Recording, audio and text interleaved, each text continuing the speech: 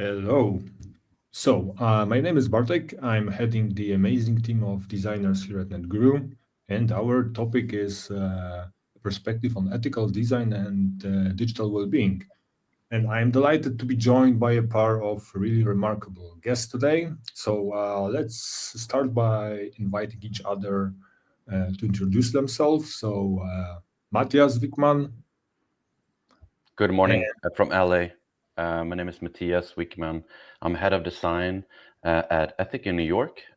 Ethic is a company that blend finance with sustainability. So we create personalized portfolios that align with your values. My background in design started roughly 20 years ago. My first job was at IBM Innovation, where I was part of redesigning NewYorkTimes.com as a junior designer. But then kind of from early days, we called it web design then, I think it's called product design nowadays, moved over to advertising, into branding, but then slowly came back into product design roughly 15 years ago. And that's been my space. And super excited to be here. I love ethical design. I think it's such an important topic. Yeah, over to you, Kieran. Cool, thanks a lot, Mattias. My name's Kieran Weston. So I look after the design function for Visa here in Singapore. So it's 10:30 at night here, so the morning on your side of the world. But my role here is looking after the validation of new product concepts, the implementation of new products, and more sort of less net new, more existing products in the Visa suite. You guys and people on the call would be familiar with Visa as a issuer of credit cards. We don't issue the cards, the banks issue the cards, and we kind of control the rails on which the money moves. But a big part of our business is more of the value-added services, so doing things around fraud and disputes, commercial money movement, business solutions. So quite a lot of things that you guys wouldn't be so familiar with.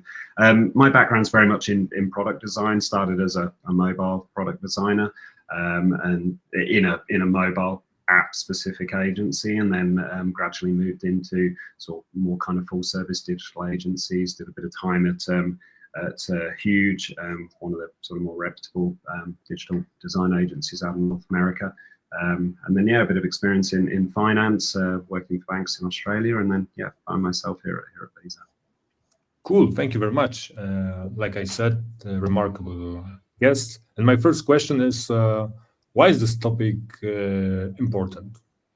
Mattias. I think AI has probably been mentioned a few times already this morning, but I do think with AI, things are starting to move faster. That's number one. But number two, the business landscape of eternal growth and the financial markets of everything is business minded.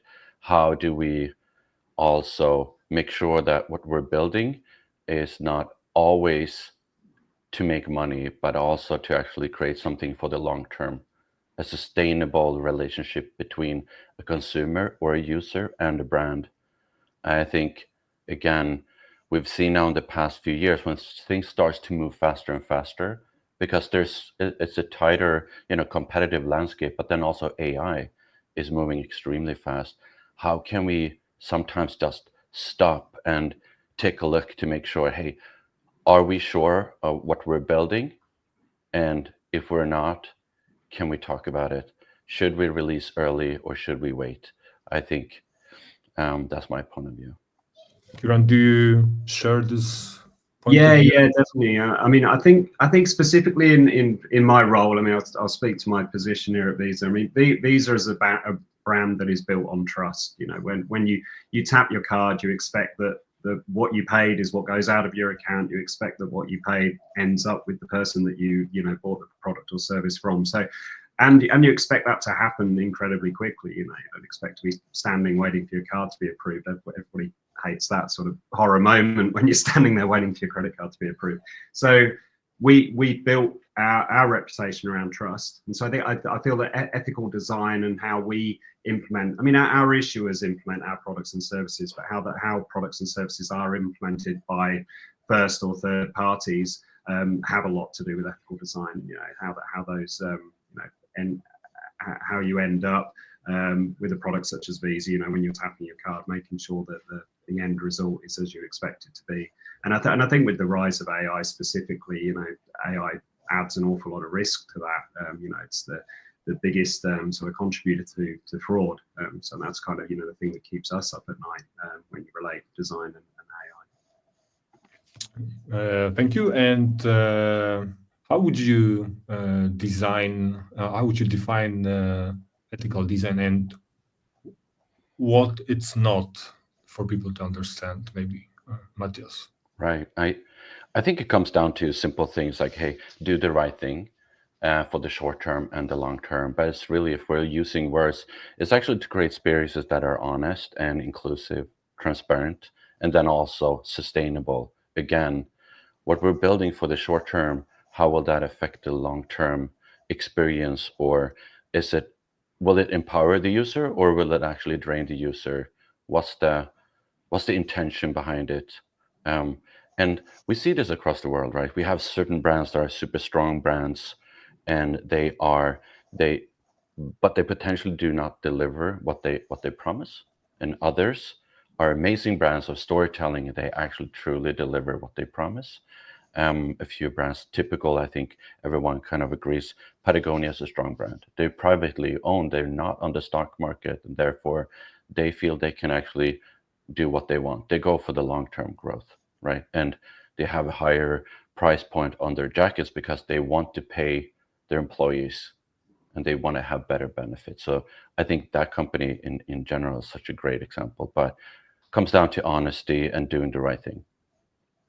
Yeah, I'd agree with that. I think that there are a lot of businesses that have been around a long while that may not be that ethical, but I think in this day and age, it's very easy for businesses to be found out. There are so many unethical practices. People are so familiar with digital. They're so familiar with the dark patterns of design. The inability to opt out, the subscriptions you get locked into, all these kind of things. So people are much smarter and more switched on to the practices. So I think ethical design is a really big factor in the longevity of an organization, not just from as Mattias says, as a brand point of view. Brands that continue to do good, such as Patagonia, is a great example.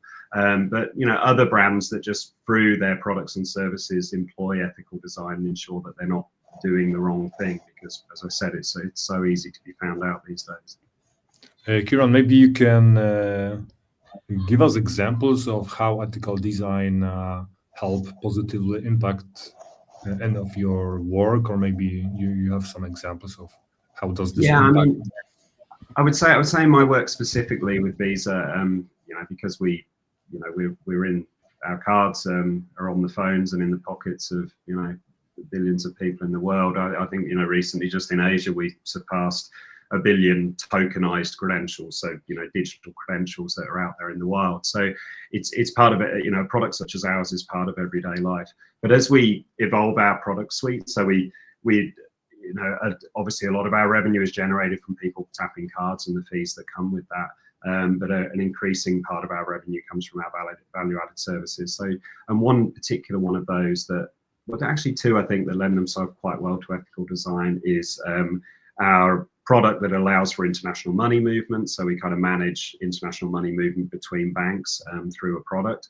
And we also have a buy now, pay later product in Visa installments. So they're two products that have a lot of opportunity for potential misuse. There have been stories around, some of the smaller buy now, pay later players that, the credit terms and the overall credit paid and all those things can get, quite large. So we have a very important part to play there in terms of how we present such things as the interest payable on an installment plan for buying a flat screen TV or something like that, or in making sure that when we tell people that the money that they're moving from, if you're sending money to a relative who needs medical care overseas, knowing that they're going to receive that money within the specified time frame and not just trying to sell that as a way to get them to use that service, thinking that our service will be faster. So there's a lot that we sort of have to offer there in terms of ethical design and the right kind of practices. Mattias, anything to add, or maybe some exploration as how ethical design maybe prevents some predatory behaviors from occurring. Yeah, I think, well, you always have the good and the bad. But before that, I agree with you, Kieran, especially when you brought up Visa, like the trust when you tap your card every time, you don't think about it. It just works. And I think that comes back to how you know, some brands are transparent in a way. They're just part of your everyday life, but you have a strong relationship to them, but you take it for granted. But until the day that it doesn't work, and then you start wondering why. But sometimes if you have a strong brand, you even think about it, it's probably not their fault. It's probably the system, right? So just wanted to mention that when you brought up trust around Visa, because I agree. I think in general, it's okay. So how I think this is a super interesting topic where we have we're moving into virtual, intelligence, right? Also with artificial intelligence, where you could actually, if you have a depression or if you feel lonely, you can start it to chat with, ChatGPT or Perplexity, and there's been some, incidents already where you start to rely on artificial intelligence as a real human, and you build a bond, and because the models are so early, what the models are returning in that conversation is not always true. And how do you control that environment for people that are in need to find that friend or looking for answers, but the answer is actually incorrect? How do you actually fact check it? And I think ChatGPT did this early, right? They didn't include a lot of sources, so people started wondering, where is all this information coming from? Because it sounded true, because it's so well presented. But then you can then look at Perplexity, for example, who's really doubled down on sources. So everything you're searching for, they always start off like they're even showing you how they're going through the different, websites and sources to actually present back the answer. But I do think before we can really start to control or like understand what's true and not true, and if we ever will, there will always be like examples where it's not it's not the best. And we have great question from our audience. So Agata is asking, is AI a risk or the opportunity for more ethical design? We know it's biased, but maybe it's easier for AI to overcome them. Direct. I mean, I would say, my knee jerk is it's a risk without the right guardrails, and obviously there is a lot of work being done to put those guardrails in place. But I was reading just today actually on in the news around how I think it was David Attenborough was the example, the Nature presenter out of the UK, where his voice has been fully cloned. And they're actually finding, a lot of famous people have had their voices fully cloned. David Attenborough being a specific one, because nature programs on the BBC will not be the same without him. But I think they were actually saying how the law is not able to keep up with the pace of artificial intelligence, and so that's where I think there is the risk. But then again, there is a significant opportunity, and I'll put that example as an opportunity for my kids to be able to listen to David Attenborough's voice narrating nature programs, which, I think for English people and most people around the world into that stuff, kind of sticks with them. And that's if the person who has that voice is willing to give that permission, then I think that's, that's a wonderful thing. It's a nice opportunity, but tremendous risk for misuse. We've seen in the US election, the horror stories of the calls that have been made and the imitations of Joe Biden's voice and probably Trump's voice, although I haven't heard so many of those examples. That's where there's a significant risk. But and also, I think in some ways the risk presents an opportunity, because it generates a lot of this content and a lot of these problems that can then be acted upon, and ethical design frameworks, global frameworks can be put in place to really control this situation. Yeah, I agree. It's almost coming back to well, can we stop evolution and should we stop innovation? I don't think we should. And we talk about this a lot, where we say AI, right? Artificial intelligence. We started using HI, human intelligence, and it's like, how do you find the balance? We have so much to learn about ourselves. So but we're always, as a species, I think that's our strength, but our weakness. We're always trying to evolve.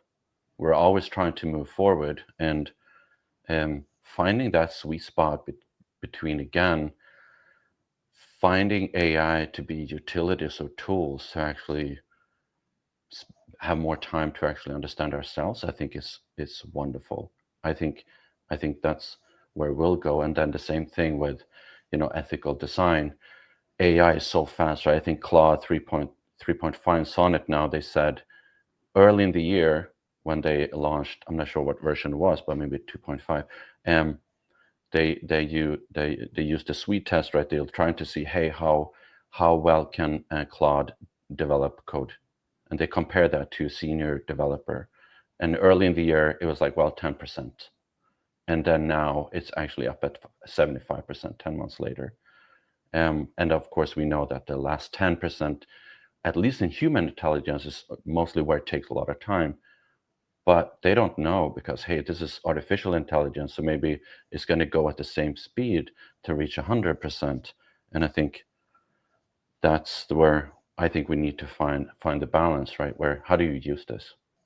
I love that point around human intelligence. Like, so I think we'll pay a premium for human intelligence, which is great for designers. I think of course it'll be AI design, but we'll pay a premium to have a person look at it. So this just makes me think, should ethical design rely on personal integrity, or do you believe this should be some organizational policy, or maybe some government action? So what do you believe?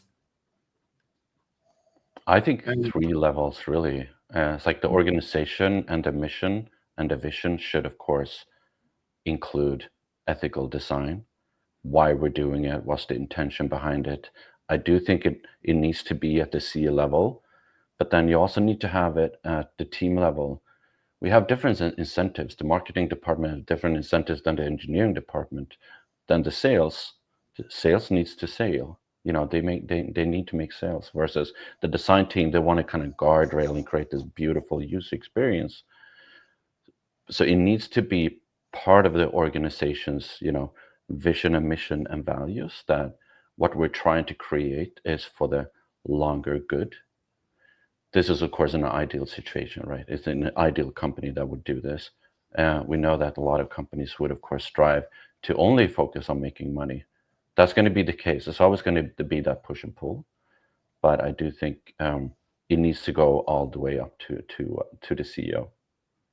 Yeah, I'd agree with that. I do think that the individual responsibility is a big part of it, though. When I think about, when I'm asked the question, what makes a good designer, for me, it's empathy. Having empathy, particularly for a user-centered designer, as we traditionally know them. So I think having people that have ethics, have that kind of value structure, I think is really important as well, because otherwise, you put a bunch of people into a business that are just there for profit, then they'll do what the business says, but if they have the ethics, they'll push back. You've seen this in Google and Meta. People have been starting, when they see warning signs, they've started pushing back. Google's mantra of don't do evil, when they started doing a bit of evil, people started pushing back, and that was the employees that were pushing back, and usually to their detriment, unfortunately. But yeah, that's kind of, I think, an important starting point. But to Mattias' point, 100%, it's the 3 levels, definitely. Yeah, so I think this should give our design role quite certainty that we will be needed for the future, and its moral compass is something exclusively human. And but maybe let me lean toward the business a little bit more with another question. So how can companies quantify the impact of ethical design on user trust, retention, and business? And maybe you have some specific indicators you can suggest. I think the way I think about every metrics that you want to measure, of course, you want to do qualitative and quantitative. The qualitative is, of course, you can do that in so many different ways, right? But and some companies do it really well. You have a close relationship to your clients. You have ambassador groups. You really involve them into not only to measure what you published or what you pushed out and launched, but you bring them in and you actually build a true collaboration, relationship where you bring certain clients or certain groups into the whole experience to try it out, right? So then early on, because we're only people and we're only designers too. We think sometimes that we have this beautiful idea. The whole company might think we have this beautiful idea that is truly needed. But when we actually invite people early on, sometimes we see, hey, we were 90% right.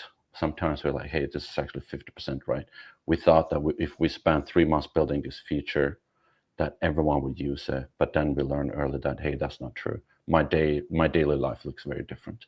So I think it kind of starts early too in the whole planning, like invite people early. But then, of course, the qualitative side of measuring happiness through relationships with clients, but then also the quantitative side. I think that's my point of view. What do you see, Kieran? Yeah, I think I agree on the qualitative approach. I mean, to give the visa example, I mean, we look to do continuous research around the effectiveness of our products, from the the profitability and the clicks and making sure that people get through the process quickly, all that good stuff. But I think being able to monitor the ethical impact of a design, you need to do it through that qualitative framework. It's hard to get an understanding of how ethical was that process or that flow or that product or that engagement through filling out a survey or answering a couple of yes/no questions. So I think having that continuous feedback loop is very important, and that also not just to see pick up the good points of an ethical design, but that's really where you're going to get to the depth of this felt a bit off, this didn't feel quite right, I'm not sure what you were trying to get from me there, do I really need to give that piece of data, all those kind of things that only really come out of very qualitative research. So yeah, that would be my recommendation. Okay, so let's get a little bit grounded. So how can designers innovate fearlessly whilst staying ethically grounded? So what tactics would you suggest maybe to younger designers? I think that continually talking to users, I think you can fearlessly fiercely innovate, but as long as you're continuing to speak to users and keeping that regularity, then that will sort of raise any red flags and sort of put you on the right course.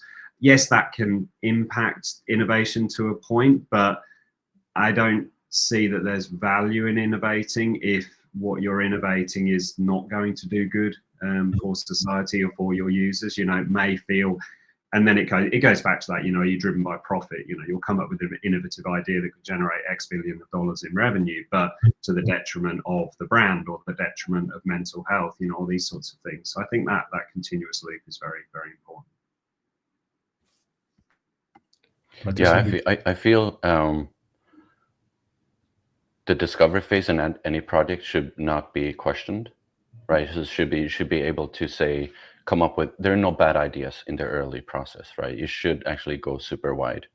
And because sometimes I drop an idea that's just half baked, but you take it further, and then someone else takes it further and becomes something that's actually is meaningful. So to be able to go tactical in the beginning, and I was trying to frame things because we're afraid or because there are risks, I don't think we should do it that way. I think we should say, hey, this is what we know right now, but let's go and explore and see what we can find, because it might be presented as a risk, but actually that risk can be turned around to be an opportunity for the right type of feature, function, the user or market. And I think that's the part as designers that we have this strong, or a lot of designers have this amazing expertise where we don't just show where we don't just tell, but we actually show. We can actually prototype things out. We can sketch things out. We can story tell it and bring people along this journey. And I think we need to then go wide first, and then you kind of bring people along the journey, and then you start to like tweak, and then of course push things out that are not relevant. But the whole discovery phase is all about learning. And then also for designers, you need to go wider. You need to know about the business. You need to know about technology, because if you're only as a designer sitting and designing, if you actually don't know how technology or AI is how it's done or how it works, then you're also sitting already from a very, very limited perspective. So we're playing in our team. We're playing with Rive doing SVGs through automation to we're coding in Claude, and we're working with Gemini, and we don't know what we're doing sometimes, but it's just looking at the input and the output. What am I getting back at what level and how fast, in order to understand that, hey, we know so little, but this is exciting. So don't take away the excitement part. I think that's the most important part in the beginning. And Kieran, there's an interesting question from the audience. So, what ethical guidelines maybe should we introduce to younger designers to help them use AI responsibly? I can see younger designers just using AI to conduct user research and have this as a data to lead product design, etc. So, what's your opinion about this? Yeah, I mean, I think at a base, I would say human-centered design principles, at the core, as Mattias was talking about, discovery being the one piece that you can't sort of skip, and that's where you uncover a lot of potential pitfalls around ethical design. So I'd say, those kind of baseline human-centered design frameworks. I think there's other interesting stuff. I mean, there's even, like, I've been reading recently how the Universal Declaration of Human Rights has been used as a framework, not fully design related, but it's a framework for doing good. So if you can find pieces like that actually can relate back to the kind of design that you do, I mean that's a bit lofty and aspirational, the Universal Declaration of Human Rights, but I think starting at that baseline of just being human centered, doing that continuous loop of feedback. And also, having that own kind of moral code. I think we all know what good looks like and what bad looks like. I think we have that moral compass. And as designers, it's that 10 years ago, it was about, you need to build empathy. I think moving into the future, as we, need to approach design with much more of an ethical framework, it's having that moral compass, sort of making sure that what I'm doing, do I feel like this would harm any of my users? Is this something that I would feel uncomfortable using? And I think we can make those judgments quite easily ourselves. Thank you, Kieran. And the very last question, very last minute, Mattias, what's the end game? Where can we say that, where's the point that ethical design achieved its mission? I don't think it's going to achieve its mission in that sense, because there's always a push and pull. I think a widespread adoption, again, trying to actually, as designers, see the obligation and responsibility, but then also the role to do storytelling and evangelism across the teams, different teams, and then of course the organization. But I would love to see more frameworks that people can actually learn from. We know we have, so if you look at, for example, you go to Harvard or MIT or Stanford, they have a lot of frameworks that they're working around AI, the ethical parts for AI. And I think that's a good start. I think I would love to see that more widespread. And then continuous evolution, of course. I mean, it's just always going to be around. We're never going to reach the end game. I mean, we're humans, right? We're always finding new things to work on. So on that note, gentlemen, thank you very much. As for the questions from the audience, I will pass it to you. So have a great night and day, and giving voiceover. So thank you. Awesome. Thanks very much, guys.